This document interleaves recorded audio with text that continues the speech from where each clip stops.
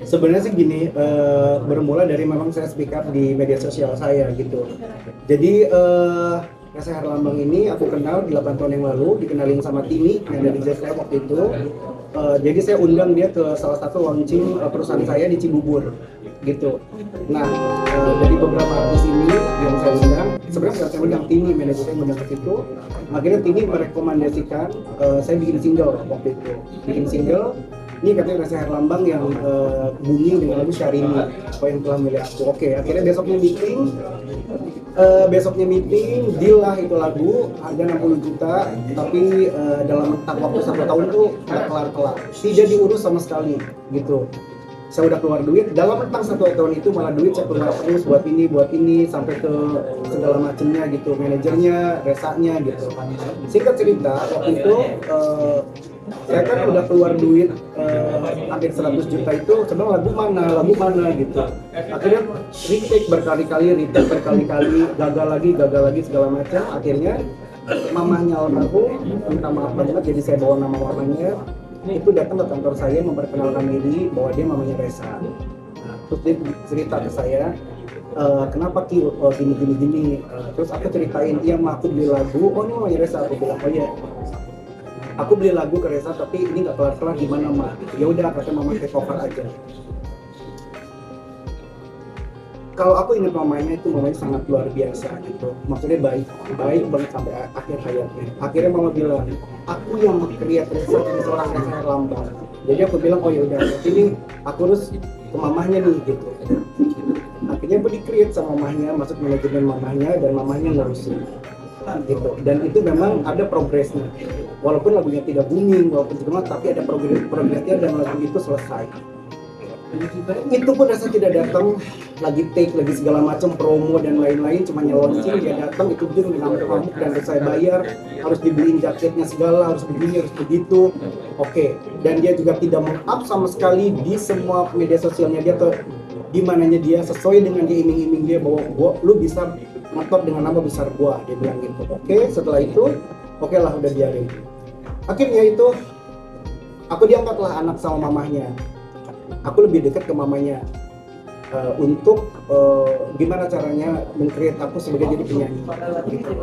Di tengah itu Reza ini, karena aku nggak enak nih sama mamanya, ya pinjem, ya minta, ya nipu gitu ke aku. Minta segini, minta segini, karena aku nih di dalam satu manajemen, aku nggak enak sama mamanya. Dan aku bilang ke mamanya, ke keluarga, biarpun itu udah terakhir gitu, aku bilang ya, ma ini gimana si Reza minjem ini, udah nggak apa-apa Ki, nanti udah gini gitu. Nah, kalau ada pertanyaan, kenapa kamu mau masuk manajer Reza? Waktu itu di situ ada Aliando belum ngetop waktu itu, sampai aku yang disuruh nganterin Ali kemana gitu. Ada 2 penyanyi lagi, satu band, satu perempuan, itu solois. Aku masuk, ini 2 ini udah jadi korban nih, udah si Ben ini sama si Iva ini udah mau minta balik uang yang udah dipakai. Satu orang, menurutku waktu itu 400-500 juta lah, yang bandnya ini hampir 200 juta. Balik lagi, terus dia mau dilaporin lagi ke polisi, terus mamanya bilang, Ki kalau sampai saya ke polisi, Ki nggak bisa naik, lagu nggak bakal bisa jalan. Akhirnya aku temuin itu 2 sama keluarganya, aku bilang utangnya berapa. Akhirnya deal-dealan itu hampir 200 juta, yang satu aku bayar cash, satu lagi yang band itu 150 juta, jadi 350 juta. Oke. Dia sedipu lagi, dipanggilin debt collector, udah aku tutup, walaupun itu tidak ada sistem di atas putihnya, ada satu waktu itu nominalnya nggak banyak, cuma 139 juta hitam di atas putih. Tapi kalau bukti pelunasan segala macam dari penyanyi itu, karena aku yang ngasih duit, itu dari tangan aku. Terus nyalek, waktu itu dia nyalek, Ki kalau gua jadi anggota DPR nih, wah nanti gua ganti, lu gini dulu segala macam. Yang meng-create ini Mbak Astrid waktu itu yang nanganin artis-artis untuk jadi caleg. Ki, bawa duit cash kesini Ki, malam-malam berapa ratus juta, aku tenteng, ini Mbak. Aku bilang, udah gini, boleh tanya, nanti Mbak Astrid itu mungkin datang. Mbak gini. Katanya akhirnya Mbak Astrid ditipu juga waktu Reza 40 juta sampai dimasukin ke media. Aku langsung, mamanya nangis-nangis, aku telepon Mbak Astrid, lu tag dan sekarang juga, gue bilang gitu. Berapa utangnya Resa? Segini. Mamanya nangis-nangis, si Resa tenang-tenang aja di pos.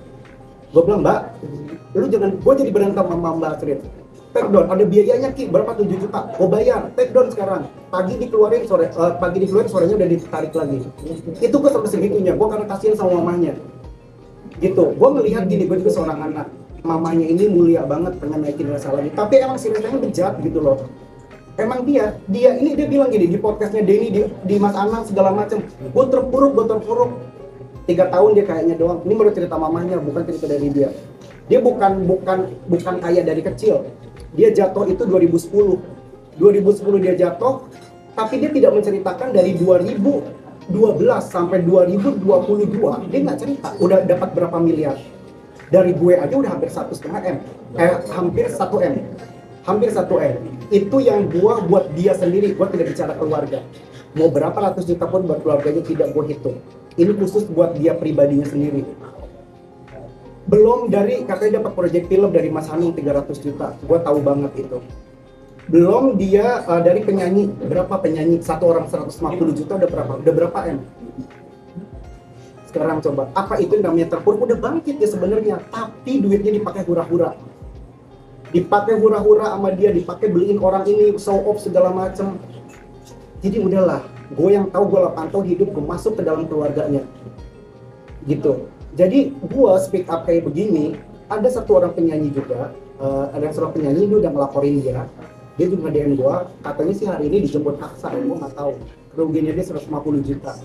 Katanya hari ini dia dijemput paksa karena udah orang 2 kali, gue mah nggak ikutan di situ. Karena gue tidak ujungnya itu dia, gue walaupun di polisi lu enggak, gue mah dari kalau mau laporin dari dulu. Gue tidak melaporkan di polisi segala macam karena melihat mama itu. Gitu. Cuman dalam hati gue, mamanya meninggal, kelar lo sama gue. Lu masih begitu aja. Lu masih begitu aja kelar lo sama gue. Bener. Bisa beli mobil BMW, apa itu orang bangkrut, nggak bisa nyicil 3 bulan gue yang lunasin. Udah bisa nyicil mobil 2 kali. Excover sama BMW. Apa itu namanya orang bangkrut? Udah jaya dia. Gitu. Cuman uangnya emang bukan buat keluarganya. Uangnya buat dia hura-hura. Buat segala macam dia dengan gaya hidupnya dia yang hedon. Gitu. Berarti menurut Mas Diri sendiri munculnya Resa sekarang ini adalah untuk membuat cerita Resa? Oh iya, drama banget. Coba kalian sebagai wartawan di sini yang ngelihat podcastnya Resa di mana-mana, ada cerita dari 2012 sampai 2020 ada ceritanya? Coba ada nggak? Dia kan menceritakan 14 tahun yang lalu. Dia bercerita pura-pura mewek-mewek segala macam 14 tahun yang lalu. Yang ibaratnya nggak relate gitu. Harus cerita dong full. Lu jangan gini, gue tahu triknya dia menjual drama itu karena banyak orang udah nguber dia nih, udah ada yang ngelaporin, udah yang segala macam. Lu gila nggak sih sampai orang itu tangganya dia disuruh pinjol, coba bayangin, biadab orang kayak begitu, suruh pinjol 5 juta, ditagih-tagih 4 juta, sisa 2 juta, apa janji di tanggal 10 ini ditagih malah mau dibawain wire, orangnya nangis-nangis ke gue nge-DM. Biadab orang kayak gitu. 2 juta itu janda pedagang kecil, nangis-nangis diuber-uber pinjol. Hati lu di mana? Sedangkan lu podcast berapa kali itu dibayar? Ini baru tanggal 10 dan bilang dia baru besok mau bayar. Kaki tolong dibayarin dulu, si Resa mau bayar besok. Itu WA-nya ada. Gue bilang, oke, gue tolongin lu. Nih gue di sini ya, gue bilang, gue tolongin lu 2 juta. Tagih si Resa besok, tagih itu si Resa. Gue bayarin, kalau perlu di loudspeaker-nya orangnya. 2 juta gue bayarin. Jadi gue dulu tuh gitu, gue bukan karena nolong dia, tapi gue nolong korban-korban. Iva, kamu ngomong, saya bayarin kamu sebagai penyanyi 150 juta karena saya kasihan sama kamu, bukan karena saya nolongin Resa. Tolongin kak, saya sampai habis-habisan, mobil dijual, ini digini segala macam, bom bensin saya habis, gimana? Gue kemanusiaan. Tapi kan harus tanggung jawab si Resa dong, karena gue bayarin utangnya dia, hasil tipuannya dia.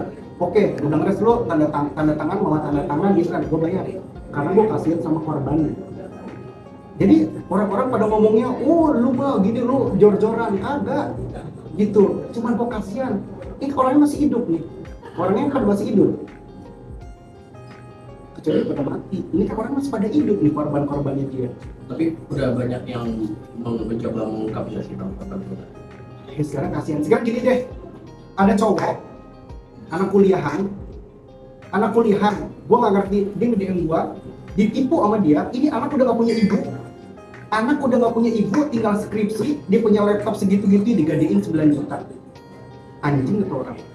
Terus disuruh pinjam ke teman-temannya 25 juta.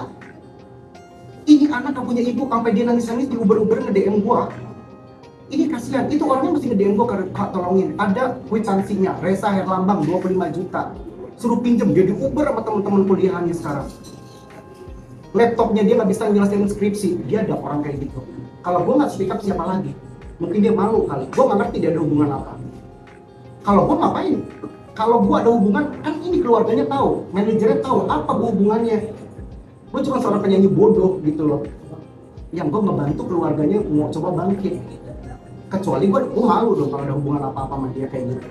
Ya, yang minta juga bukan dia nih, lingkungannya dia gitu. Coba, dari hal kecil orang suruh pinjol sampai anak kuliahan.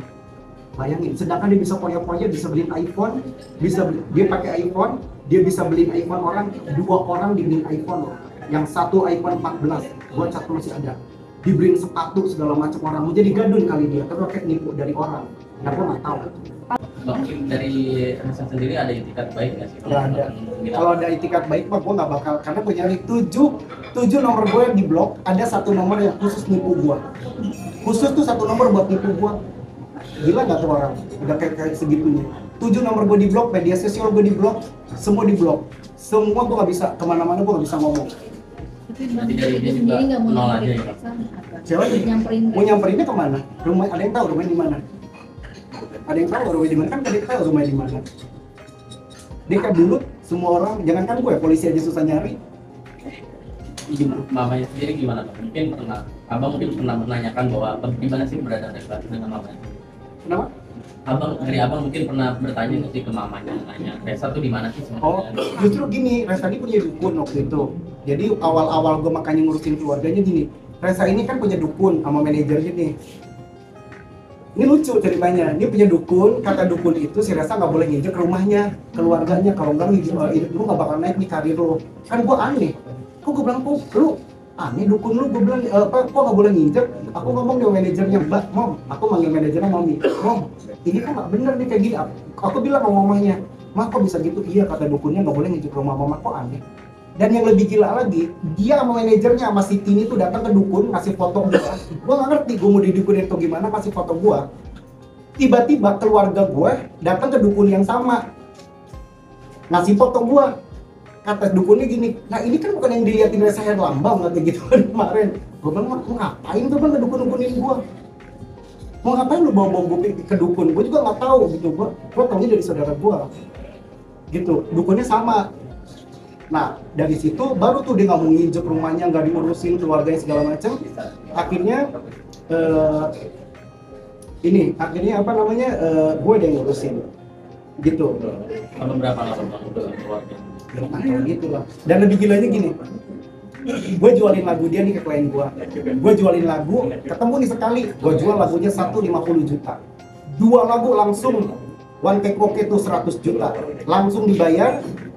Gue kasih langsung cash ke dia 50 juta, gue tahan dulu 50 juta, 2 hari kemudian dia minta lagi ke gue 50 juta, bilang ke klien gue di Serobot, bilang belum dibayar sama gue, ditransfer lagi sama klien gue 50 juta, itu jahat. Dan itu lagunya kagak jadi-jadi. Gue kenalin lagi sama dokter, waktu itu ditipu lagi 40 juta sama manajernya di belakang gue. Di belakang gue ditipu 40 juta, dia kabur-kaburan, gue yang tanda tangan. Dia mungkin akan cari korban baru lagi. Dia akan ngetop lagi seperti kita yang bodoh dulu ini. Pasti dia akan ngetop lagi, dan gue tidak menutup rezeki dia, silakan. Secara karya dia bagus, tapi orang akhirnya hati-hati gitu. Kalau udah beli lagu aja, jangan ke area pinjem apa segala macam, jangan ya gitu. Saya cuma bilang, karena gini, kalau nggak saya ngomong kayak gini orang akan terlena, apalagi sekarang lagi ngetop lagi tuh, viral lagi dengan cerita kesusahannya dia bang, pasti orang akan membantu dia segala macem gitu. Jadi gue ditolong Raffi 5 juta tahun berapa? 2010. Terus kenapa lu nggak bayar dari 2000? Kenapa lu nggak bayar ke Raffi dari 2012, dari udah punya duit miliaran? Dari situ dia ketahuan. Raffi kan orang-orang semua taunya dia masih susah nih sekarang. Iya kan? Padahal dia udah banyak duit, tapi karena ulahnya dia hura-hura, hidup hedon, akhirnya hancur lagi. Udah mentok, udah mau dilaporin sama orang, timbul di podcast. Jual kemiskinannya 14 tahun lalu yang lo relate banget sama yang kejadian 2012 sampai 2022. Kiki sendiri kenal dekat dengan Reza tuh dari tahun berapa sih? Saya 2012 akhir, taruhlah 2013 sampai 2022.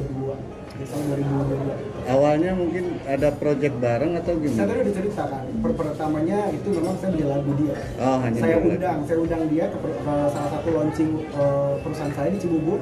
Tapi bukan saya undang manajernya, Tini yang jadi manajernya dia sekarang. Gitu. Nah ini Tini juga harusnya kan harus ngomong dong. Jangan malah diikut-ikutin orang yang salah. Gitu. Ade juga manajernya gitu. Semua pada makan duit saya semua.